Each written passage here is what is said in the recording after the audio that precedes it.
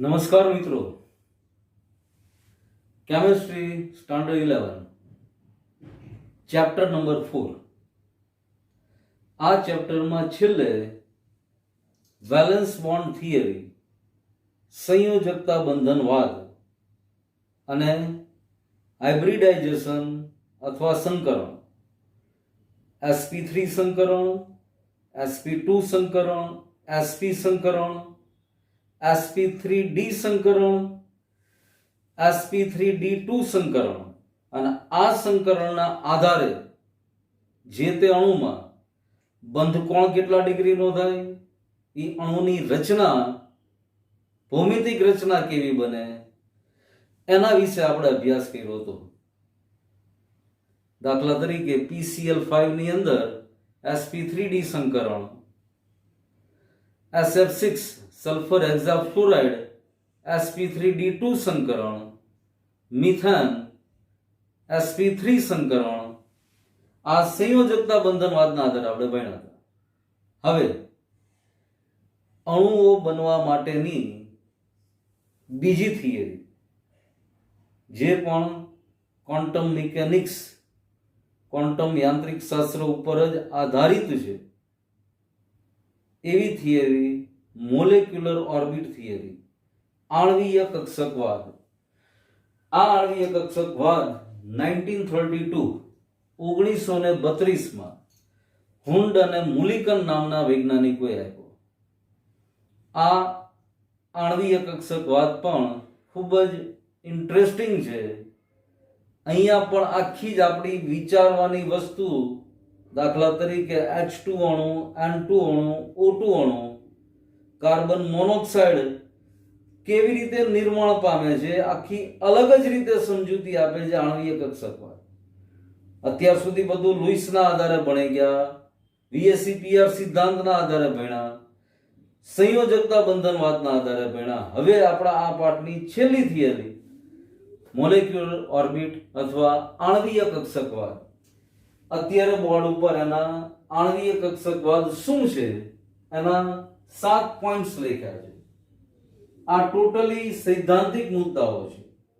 હવે ખરેખર અણુની રચના ભણશું ત્યારે આ મુદ્દા વધારે સ્પષ્ટ સમજાશે કે ભાઈ આ મુદ્દા આપણને શું કહેવા માંગે છે, કેવી રીતે અણુ બને છે.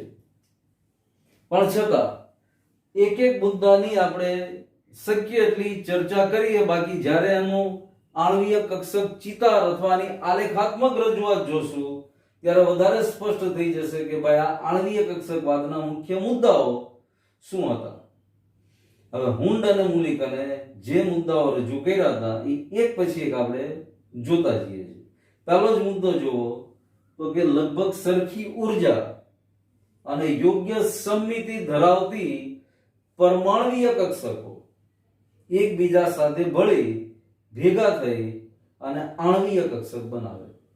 આ પહેલો મુદ્દો. ફરીવાર રિપીટ કરું છું.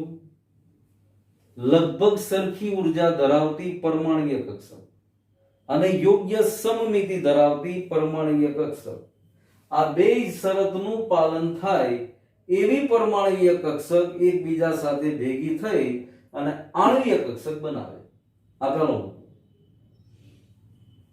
પરમાણુના ઇલેક્ટ્રોન જેમ પરમાણ્વીય કક્ષકમાં ગોઠવાયેલા હોય છે, એવી જ રીતે અણુના ઇલેક્ટ્રોન આણ્વીય કક્ષકમાં ગોઠવાયેલા હોય છે.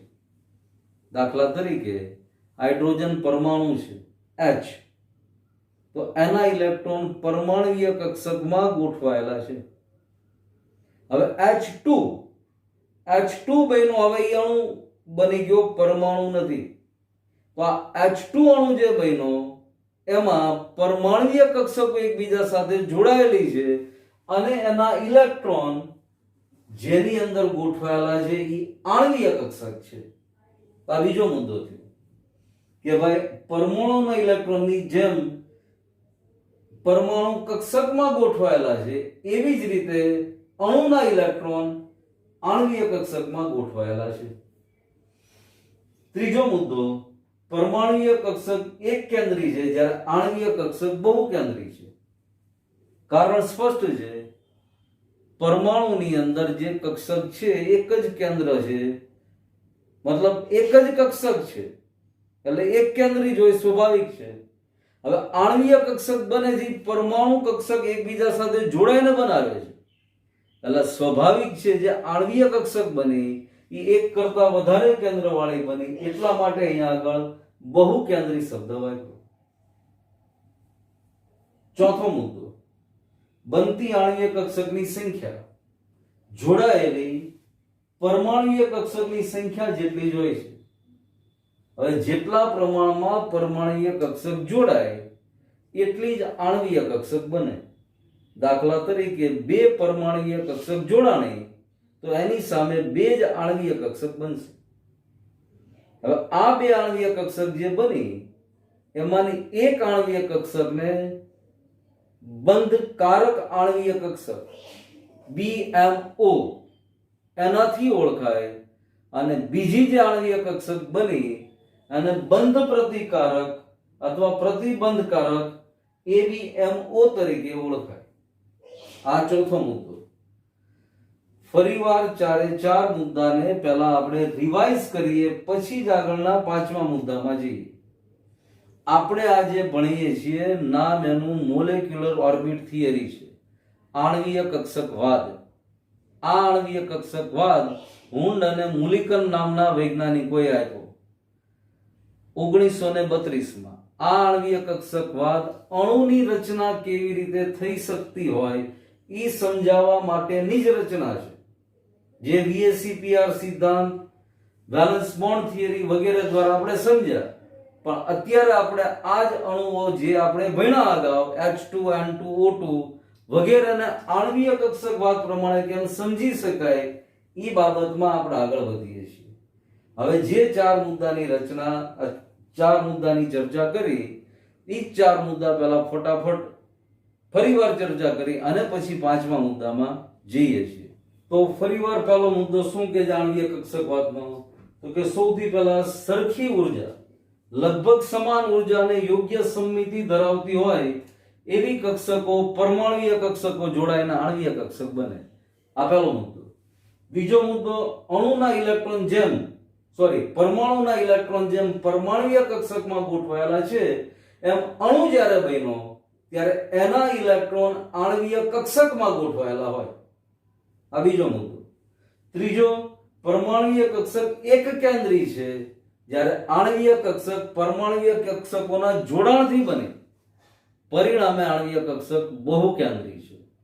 અને ચોથો અને વધારે મહત્વનો મુદ્દો, બનતી આણ્વીય કક્ષકની સંખ્યા જેટલી પરમાણ્વીય કક્ષકો જોડાયેલી હોય તેના જેટલી જ હોય છે. દાખલા તરીકે બે પરમાણ્વીય કક્ષક સંયોજાય અને બે આણ્વીય કક્ષક બને. એમાંની એક આણ્વીય કક્ષક BMO બંધકારક આણ્વીય કક્ષક અને બીજી ABMO મતલબ બંધ પ્રતિકારક આણ્વીય કક્ષક તરીકે ઓળખાય છે. હવે આ BMO અને ABMO શું છે, કેવી રીતે એની રચના થાય એ હજી આગળ આપણે ભણશું, પણ અત્યારે ખાલી આ બે શબ્દોને યાદ રાખો. પાંચમો મુદ્દો. હવે અહીંયા જે બોન્ડિંગ મોલેક્યુલર ઓર્બિટ મતલબ બંધકારક આણ્વીય કક્ષક બની તો આ BMO ની ઉર્જા હંમેશા anti bonding molecular orbit ABMO નું પૂરું નામ એની કરતા ઓછી હોય છે. અને સ્વાભાવિક છે જેમ ઉર્જા ઓછી એમ સ્થાયિત્વ વધારે. એટલે અહીંયા BMO ની ઉર્જા ABMO કરતા ઓછી, પરિણામે વધારે સ્થાયી છે. BMO bonding molecular orbit anti bonding molecular orbit ABMO કરતા વધારે સ્ટેબલ અથવા સ્થાયી છે. છઠ્ઠો મુદ્દો, જેમ પરમાણુમાં કેન્દ્રની આસપાસ ઇલેક્ટ્રોન સંભાવ્યતા વહેંચણી પરમાણ્વીય કક્ષક વડે દર્શાવાય છે. પરમાણુમાં ઇલેક્ટ્રોન ક્યાં જોવા મળે, કઈ જગ્યાએ? તો આ શબ્દ ઉપરથી પરમાણ્વીય કક્ષકમાં હોય. હવે આ વાક્ય ફરીવાર વાંચું છું. જેમ પરમાણુમાં કેન્દ્રની આસપાસ ઇલેક્ટ્રોન સંભાવ્યતા વહેંચણી પરમાણ્વીય કક્ષક વડે દર્શાવાય છે, સેમ એની જેમ અણુમાંના કેન્દ્રના સમૂહની આસપાસ ઇલેક્ટ્રોન સંભાવ્યતા વહેંચણી આણ્વીય કક્ષક વડે દર્શાવાય છે. પરમાણુ હોય તો પરમાણ્વીય કક્ષક વડે ઇલેક્ટ્રોનની વહેંચણીને કેન્દ્રની આસપાસ દર્શાવીએ છીએ. અણુ બની ગયો પરમાણુમાંથી તો એના ઇલેક્ટ્રોનની વહેંચણી અથવા ઇલેક્ટ્રોન સંભાવ્યતા વહેંચણી અણુના સમૂહના, કારણ કે હમણાં જ આપણે જોયું અણુમાં એક કેન્દ્ર નથી, અણુ બહુ કેન્દ્રીય છે, એટલા માટે અહીંયા શબ્દ વાપરો અણુમાંના કેન્દ્ર સમૂહની આસપાસ ઇલેક્ટ્રોન સંભાવ્યતા વહેંચણી આણ્વીય કક્ષક વડે દર્શાવાય છે. અને છેલ્લો મુદ્દો, જેમ પરમાણ્વીય કક્ષકમાં ઇલેક્ટ્રોન કેવી રીતે દાખલ થાય અથવા ઇલેક્ટ્રોન કેમ ભરાય એની માટે હુન્ડ, પૌલી અને આફબાઉ આ ત્રણ સિદ્ધાંતો કામ કરે છે. અથવા આ ત્રણ સિદ્ધાંતોને પરમાણ્વીય કક્ષકમાં ઇલેક્ટ્રોન કેમ સમાવાય એ પરમાણ્વીય કક્ષક આ ત્રણ નિયમોના આધારે ચાલતી હોય છે. આ ત્રણ નિયમો પરમાણુ રચના વાળું બીજું ચેપ્ટર આપણે જ્યારે ભણશું, બીજા ચેપ્ટરની અંદર આ ત્રણ નિયમો છે. દાખલા તરીકે સૌથી પહેલા ઇલેક્ટ્રોન સૌથી ઓછી ઉર્જા વાળી કક્ષકમાં દાખલ થાય, એની પછી એની કરતા વધારે ઉર્જા વાળી કક્ષકમાં દાખલ થાય. તો જેમ પરમાણ્વીય કક્ષક આ નિયમોનું પાલન કરે છે એવી જ રીતે આણ્વીય કક્ષકો પણ આ ત્રણેય નિયમોનું પાલન કરે છે. આણ્વીય કક્ષકમાં પણ ઇલેક્ટ્રોન એવી જ રીતે દાખલ થશે જે રીતે પરમાણ્વીય કક્ષકમાં દાખલ થાય છે. મતલબ જે પરમાણ્વીય કક્ષકની ઉર્જા ઓછી છે સૌથી પહેલા ઇલેક્ટ્રોન તેમાં દાખલ થાય. આવી જ વસ્તુ આણ્વીય કક્ષક માટે, જે આણ્વીય કક્ષકની ઉર્જા ઓછી છે સૌથી પહેલા ઇલેક્ટ્રોન તેમાં ભરાય, ઈ કક્ષક પૂર્ણ થાય પછી જ એની કરતા વધારે શક્તિવાળી અથવા વધારે ઉર્જાવાળી કક્ષકમાં ઇલેક્ટ્રોન દાખલ થાય. તો આ 7 મુદ્દા આણ્વીય કક્ષકવાદના મુદ્દા છે. હવે આ આણ્વીય કક્ષકવાદના મુદ્દાની ચર્ચા કર્યા પછી આણ્વીય કક્ષકની રચના કેવી રીતે બને છે અને ઈ માટેની શરતો કઈ કઈ છે એના વિશે જોઈએ. પણ આ આગળ ભણીએ એની પહેલા આણ્વીય કક્ષકવાદના બધા જ મુદ્દા, મતલબ 7 મુદ્દા જોયા વગર પહેલા લખી નાખજો એકવાર. ઈ લખાઈ ગયા પછી જ આ આગળ ભણવાની વધારે મજા આવશે. અને આમ તમે જુઓ તો 7 મુદ્દા સરળ છે, એમાં કોઈ એવી અઘરી વસ્તુ નથી. એકાદ બે વાર શાંતિથી વાંચશો, 2 3 4 મુદ્દા લેતા જાઓ. પહેલા 4 મુદ્દા લખાઈ જાય, પછીના 3 મુદ્દા વાંચી પાકા કરી ફરી વાર લખો, પછી આણ્વીય કક્ષકની રચના અને તે માટેની શરતોમાં આગળ જવાનું. હવે આણ્વીય કક્ષકવાદના મુદ્દાઓ સમજ્યા પછી, ભણ્યા પછી કેવી રીતે H2 ના અણુની રચના આ કક્ષકવાદ અથવા આણ્વીય કક્ષકવાદ પ્રમાણે થતી હોય એ સમજીએ. આ સમજવામાં થોડુંક કોમ્પ્લિકેટેડ છે, તરત સીધું સમજાય જાય અને ગળે ઉતરી જાય એવી વસ્તુ નથી. પણ ક્યાંથી સમજવાનું, શું સમજવાનું એ અહીંયા હું તમને કહું ત્યારે બરાબર ધ્યાન રાખવાનું કે આ વસ્તુ આપણી માટે નોંધનીય છે. આ બરાબર ધ્યાનમાં રાખવાનું. હવે જો આણ્વીય કક્ષકની રચના અથવા તો પરમાણ્વીય કક્ષકોનું રેખિક સંગઠન. હવે અહીંયા શરૂઆતમાં તમે જુઓ તો ક્વોન્ટમ મિકેનિક્સ, વેવ મિકેનિક્સ, તરંગ યંત્રશાસ્ત્રની વાત આવી. હવે આના વિશે આપણે અત્યારે કશું જાજુ જાણતા નથી. ફિઝિક્સમાં એના વિશે ભણવાનું આવશે. આનું ભણ્યા પછી થોડીક સમજ પડશે કે ભાઈ આ તરંગ યંત્રશાસ્ત્ર શું છે અને એના આધારે પરમાણ્વીય કક્ષકોને કેમ રજૂ કરી શકાય. એટલા માટે આ મુદ્દો થોડો કોમ્પ્લિકેટેડ લાગે, પણ અત્યારે તરંગ યંત્રશાસ્ત્ર પ્રમાણે પરમાણ્વીય કક્ષકોને તરંગ વિધેય, જેને સાઈ તરીકે ઓળખાય છે, આખી ત્રિશુલ જેવી નિશાની જુઓ, આ પણ ગ્રીક આલ્ફાબેટ જ છે, તો એને સાઈ તરીકે તરંગ વિધેય તરીકે દર્શાવી શકાય, જે ઇલેક્ટ્રોન તરંગનો કંપ વિસ્તાર રજૂ કરે છે. અને શ્રોડિંજર નામના વૈજ્ઞાનિકે જે તરંગ સમીકરણ આપ્યું એની ઉપરથી આનું મૂલ્ય મેળવી શકાય છે. હવે આની આ વાત ફરી એકવાર આપણે બોલીએ છીએ. તરંગ યંત્ર શાસ્ત્રની વાત. તરંગ યંત્ર શાસ્ત્ર પ્રમાણે પરમાણુય કક્ષકોને તરંગ વિધેય તરીકે રજૂ કરી શકાય.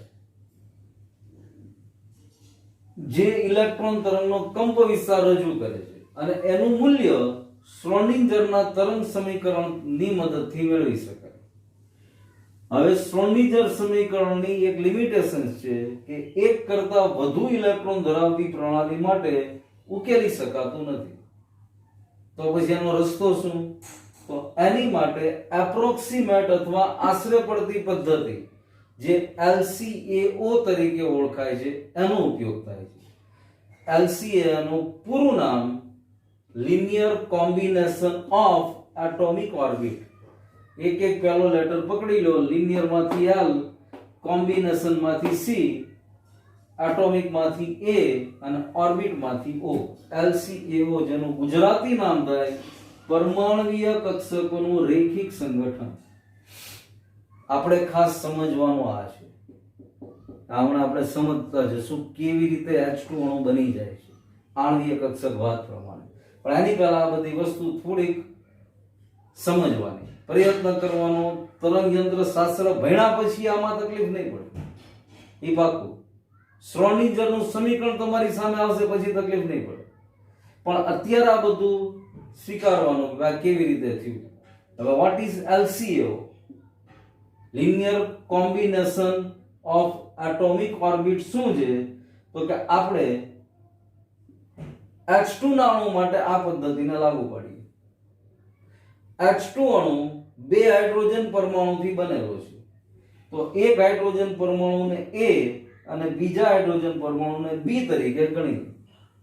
અહીંયા આપણે A પરમાણુ, અહીંયા B પરમાણુ, બંને હાઇડ્રોજનના પરમાણુ. અને આપણને ખબર છે હાઇડ્રોજન પાસે એક ઇલેક્ટ્રોન છે, હાઇડ્રોજનના પરમાણુ પાસે એક ઇલેક્ટ્રોન છે. એટલે અહીંયા એક ઇલેક્ટ્રોન એ હાઇડ્રોજનનો, બીજો ઇલેક્ટ્રોન બીજા હાઇડ્રોજનનો. આ પરમાણુય કક્ષકને તરંગ વિધેય psi A તથા psi B થી દર્શાવીએ. આ પહેલું તરંગ વિધેય જે હાઇડ્રોજનના A પરમાણુનું, આ બીજું તરંગ વિધેય હાઇડ્રોજનના B પરમાણુ. હવે LCAO પદ્ધતિ પ્રમાણે રૈખિક સંગઠન પ્રમાણે psi-MO મોલેક્યુલર ઓર્બિટ આણ્વીય કક્ષક કેવી રીતે બની શકે? તો કે psi A તરંગ વિધેય A પ્લસ ઓર માઇનસ તરંગ વિધેય B. હવે આથી બે આણ્વીય કક્ષકો રચાશે. યાદ કરો આણ્વીય કક્ષકનો સિદ્ધાંત. જેટલી પરમાણુય કક્ષક જોડાય એટલી જ સંખ્યામાં આણ્વીય કક્ષક બને. અહીંયા બે પરમાણુય કક્ષકો છે આપણી પાસે, એટલા માટે બે આણ્વીય કક્ષકો બની. હજી આમાં પૂરતી વિગત આપણે ભરી નથી. સ્ટેપ બાય સ્ટેપ હમણાં સમજતા જશું ને ભરતા જશું. પણ આણ્વીય કક્ષકનો સિદ્ધાંત યાદ કરો. જેટલી પરમાણુય કક્ષક જોડાય એટલી સંખ્યામાં આણ્વીય કક્ષક બને. હવે અહીંયા એક પરમાણુય કક્ષક પહેલા હાઇડ્રોજનની, બીજી પરમાણુય કક્ષક બીજા હાઇડ્રોજનની, પરિણામે બે આણ્વીય કક્ષક બની. એક અહીંયા ઉપર દર્શાવી છે ને બીજી નીચે. હવે આથી બે આણ્વીય કક્ષકો રચાશે જેને સિગ્મા અને સિગ્મા સ્ટાર તરીકે ઓળખાય છે. પહેલી આણ્વીય કક્ષક સિગ્મા જેને BMO બોન્ડિંગ મોલેક્યુલર ઓર્બિટ અથવા બંધકારક આણ્વીય કક્ષક, અને સિગ્મા સ્ટાર છે ABMO anti bonding molecular orbit. હમણાં જ આણ્વીય કક્ષક વાત ભણ્યા એમાં બંને શબ્દ આવી ગયા આપણી સામે, BMO અને ABMO. અને ત્યારે પણ મેં તમને કીધું હતું કે ઈ શબ્દની સમજૂતી હમણાં જ આપણે આગળ સમજશું. એટલે એક BMO વાળી કક્ષક બને આણ્વીય કક્ષક, બીજી ABMO વાળી આણ્વીય કક્ષક બને. હવે જે BMO વાળી આણ્વીય કક્ષક બની એમાં રૈખિક સંગઠન પહેલું તરંગ વિધેય પ્લસ બીજું તરંગ વિધેય, અને બીજી ABMO બની તરંગ વિધેય પહેલું માઇનસ તરંગ વિધેય બીજું. હવે અહીંયા પ્લસ માઇનસ નો મતલબ એવી રીતે સમજવાનું કે અહીંયા રૈખિક સંગઠન અથવા ઇલેક્ટ્રોન અરસપરસ આકર્ષાય, એકબીજાની સાથે નજીકથી જોડાઈ જાય છે. જ્યારે અહીંયા આગળ અપાકર્ષણના કારણે ઇલેક્ટ્રોન એકબીજા સાથે જોડાઈ શકતા નથી. હવે અહીંયા સમજીએ તો જો આલેખાત્મક રજૂઆત છે, આ વધતી ઉર્જા છે. અહીંયા આગળ ઉર્જા પ્રમાણે જુઓ તો અહીંયા હાઇડ્રોજનનો પહેલો પરમાણુ A, હાઇડ્રોજનનો બીજો પરમાણુ B. હવે અહીંયા જે કક્ષક બની BMO કક્ષક બની, જેની ઉર્જા પરમાણુય કક્ષકની ઉર્જા કરતા ઓછી છે. જો આ ઉર્જાનો આલેખ, એટલે અહીંયા ઉર્જા ઓછી છે, પરિણામે અહીંયા આગળ બંને ઇલેક્ટ્રોન હાઇડ્રોજનના એકબીજાની સાથે જોડાઈ H2 અણુનું નિર્માણ કર્યું. આ H પરમાણુ, આ બીજો H પરમાણુ, અને આ જે ઉપર કક્ષક દેખાય છે એ બીજી આણ્વીય કક્ષક ABMO, જેની ઉર્જા મૂળ પરમાણુય કક્ષક કરતા વધારે છે.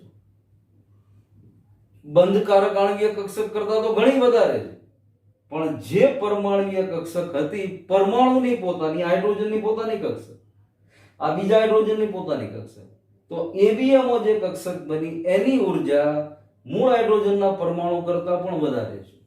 અને એનું કારણ અહીંયા ઇલેક્ટ્રોન નહીં જોડાઈ શકવાનું કારણ અપાકર્ષણ વધી જાય છે.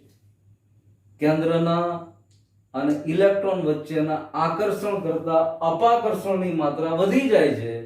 પરિણામે અહીંયા બોન્ડિંગ નથી થતું ને અહીંયા આગળ બંને ઇલેક્ટ્રોન એકબીજાની સાથે જોડાય H2 અણુ બનાવી દે છે. અને આ BMO બંધકારક આણ્વીય કક્ષક, આની ઉર્જા ABMO ની ઉર્જા આલેખ ઉપરથી જ ખ્યાલ આવે કે આ ઉર્જા વધારે છે. મે બી બની શકે આમાં હજી ઘણી બધી સ્પષ્ટ સમજ ન આવી હોય, પણ આગળ ઉપર N2 અણુ, O2 અણુ, આવા અલગ અલગ અણુ ભણશું એટલે શું સમજાવવા માંગે છે સ્પષ્ટ ખ્યાલ આવી જશે. આ બધી વસ્તુ હજી જલ્દી ગળે ઉતરવામાં તકલીફ પડે એવી છે, એટલે એવી જાજી ચિંતા કરવાની જરૂર નથી. N2O2 આવા બધા અણુ ભણશું, કાર્બન મોનોક્સાઇડ જેવો અણુ ભણશું ત્યારે સ્પષ્ટ ખબર પડી જશે કે ભાઈ ખરેખર આણ્વીય કક્ષકવાદ કેવી રીતે અણુને રજૂ કરે છે, કેવી રીતે એ અણુ બન્યો હશે પરમાણુમાંથી, એ સ્પષ્ટ ખ્યાલ આપે છે. આને હજી ફરી એકવાર સમજીએ તો સીધું અહીંથી જ જુઓ આણ્વીય કક્ષક કેમ બને છે, તો કે પહેલી પરમાણુય કક્ષક, બીજી પરમાણુય કક્ષક. હવે રેખિક સંગઠન પ્રમાણે એક વાર પરમાણુય કક્ષક પ્લસ, બીજી વાર પરમાણુય કક્ષક માઇનસ. અહીંયા પ્લસ એટલા માટે કે આકર્ષણ બળની માત્રા અપાકર્ષણ બળની માત્રા કરતા વધી જાય છે.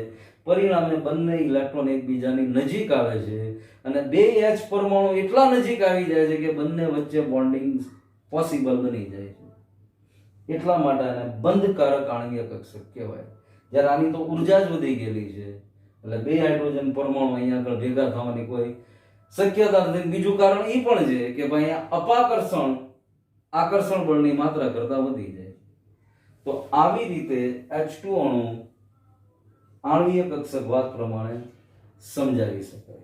હવે આણ્વીય કક્ષકની રચના સમજ્યા પછી કેવી શરતોનું પાલન થાય ત્યારે આણ્વીય કક્ષક બને. આમ તો આણ્વીય કક્ષકવાદના મુદ્દામાં આવી જ ગયું, પણ છતાં કઈ કઈ શરતો આવશ્યક છે આણ્વીય કક્ષક બનવા માટે એ વસ્તુ આપણે જોઈએ છે. પણ આને એક કે બે વાર પહેલા લખી નાખજો વ્યવસ્થિત. બાકી N2O2 આ બધા અણુ ભણશું ને એટલે કેવી રીતે આ વાદ કામ કરે છે, કેવી રીતે અણુને સમજાવે છે એ ચોક્કસ ખબર સમજ પડશે, 100% સમજ પડશે. હવે પરમાણુય કક્ષકોના રેખિક સંગઠન માટેની શરતો, 3 શરતો વિશે જોઈએ. આમ તો આ ત્રણ શરતો આણ્વીય કક્ષકવાદના મુદ્દાઓ ભણ્યા એમાં આવી જ ગઈ છે, પણ હવે ઉદાહરણ સાથે જોઈએ. H2 નું ઉદાહરણ મેં એઝ ઇટ ઇઝ રાખ્યું છે, એમને જ રાખ્યું છે. હવે જો પહેલી શરત, સંયોજાતી પરમાણુય કક્ષકની ઉર્જા લગભગ સમાન હોવી જોઈએ, સમાન અથવા લગભગ સમાન હોવી જોઈએ. હવે અહીંયા કઈ કઈ પરમાણુય કક્ષકો સંયોજાય છે તો કે H ની 1s હાઇડ્રોજનની ઇલેક્ટ્રોન રચના ખબર છે આપણને, H 1s1 1s ની અંદર હાઇડ્રોજન એક ઇલેક્ટ્રોન છે, હવે બીજો પણ હાઇડ્રોજન જ છે તો એમાં પણ 1s કક્ષક જ હોય, તો 1s કક્ષકની ઉર્જા સમાન જ હોય, સ્વાભાવિક છે કારણ કે બંને 1s છે, એટલે અહીંયા ઉર્જા બંનેની સમાન છે, આ પહેલી શરત, અને પરિણામે બંને એકબીજાની સાથે જોડાઈ શકે છે. 1s અને 2s એકબીજા સાથે ન જોડાઈ શકે કારણ કે 2s ની ઉર્જા 1s કરતા વધારે છે, પણ 1s ની 1s કક્ષકની ઉર્જા બીજી 1s કક્ષકની ઉર્જા બે સમકક્ષ છે. બીજી શરત, સંયોજતી પરમાણુય કક્ષકો આણ્વીય અક્ષ પર સરખી રીતે સમમિત હોવી જોઈએ. હવે આણ્વીય કક્ષકવાદની જે મુદ્દાની વાત હતી, આમાં એક મુદ્દો યાદ કરો, સમમિતિ સમાન હોવી જોઈએ. આજે 2pz ની વાત કરીએ તો 2pz હોય એ 2pz ની સાથે સંયોજાશે કારણ કે સમમિતિ સમાન છે, પણ 2px કે 2py ની સાથે નહીં સંયોજાય. અહીંયા તો બંને 1s જ છે, એટલે અહીંયા તો સંયોજવામાં કોઈ બે શરતનું પાલન થઈ જાય. આની જે સમમિતિ હોય 1s ની, એ જ સમમિતિ આની હોય, એટલે બંને સહેલાઈથી એકબીજાની સાથે જોડાઈ જાય, ઉર્જા પણ સરખી છે. એટલે અહીંયા બીજો મુદ્દો, એવી જ પરમાણુય કક્ષકો સંયોજાય કે જેની આણ્વીય અક્ષ પર સરખી રીતે સમમિતિ હોવી જોઈએ અથવા એક જ સરખી સમમિતિ હોવી જોઈએ. ત્રીજો મુદ્દો, સંયોજાતી પરમાણુય કક્ષકોનું સંમિશ્રણ વધુ માત્રામાં થવું જોઈએ. હવે એમાં રેખિક સંગઠન યાદ કરો, આ BMO છે તો sin MO is equal to sin A plus sin B. અહીંયા વધુ માત્રામાં સંમિશ્રણ થયું, એટલી માત્રામાં સંમિશ્રણ થયું કે બોન્ડિંગ થઈને H2 અણુ બની ગયો. જ્યારે અહીંયા સંમિશ્રણ નામની વાત જ નથી, MO star is equal to sin A minus sin B, ABMO. તો અહીંયા આગળ આ ત્રીજી શરતનું પાલન થયું.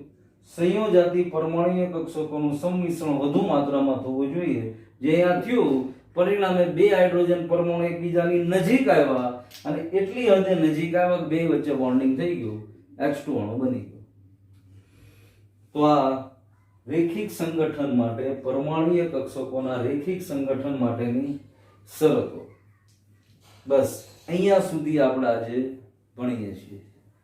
હવે આની પછીના પીરિયડની અંદર જુદા જુદા અણુઓ ની અંદર આણ્વીય કક્ષકવાદને કેવી રીતે સમજી શકાય, અથવા બીજા શબ્દોમાં આણ્વીય કક્ષકવાદ પ્રમાણે બીજા અણુઓને N2 O2 વગેરેને કેમ સમજી શકાય, યાની પછીના પીરિયડમાં આપણે સમજશું. ઉપરાંત બંધ ક્રમાંક યાદ કરો, બંધ ક્રમાંક, બંધ લંબાઈ, આ બધી ડેફિનેશન આપણે ભણી ગયા હતા. પણ આણ્વીય કક્ષકવાદની મદદથી જે તે અણુમાં કેટલા બંધ રહેલા છે, દાખલા તરીકે ઓક્સિજન વચ્ચે ડબલ બોન્ડ છે, નાઇટ્રોજન વચ્ચે ટ્રિપલ બોન્ડ છે, હાઇડ્રોજન વચ્ચે સિંગલ બોન્ડ છે, એ પણ આણ્વીય કક્ષકવાદની મદદથી સહેલાઈથી સમજી શકાય છે. તો આ બંધ ક્રમાંકની ચર્ચા પણ આની પછીના પીરિયડમાં કરીશું. હવે આજે જે કાંઈ ભણ્યા આણ્વીય કક્ષકવાદના મુદ્દાઓ, પરમાણ્વીય કક્ષકોનું જોડાણ થઈ કેવી રીતે આણ્વીય કક્ષક બને, રેખિક સંગઠન, અને છેલ્લે H2 અણુની રચના ઉપરાંત આણ્વીય કક્ષક બનવા માટેની, મતલબ પરમાણ્વીય કક્ષકના રેખિક સંગઠનથી આણ્વીય કક્ષક બનવા માટેની શરતો, આ બધું જ લખવા માંડવાનું, બરાબર બાય હાર્ટ, મતલબ પાકું કરી લેવાનું, પછી જ આગળના મુદ્દાઓમાં મજા આવશે. કાંઈ ડાઉટ કે ડિફિકલ્ટી હોય ચોક્કસ ફોન કરજો, મેસેજ કરજો. Thank you.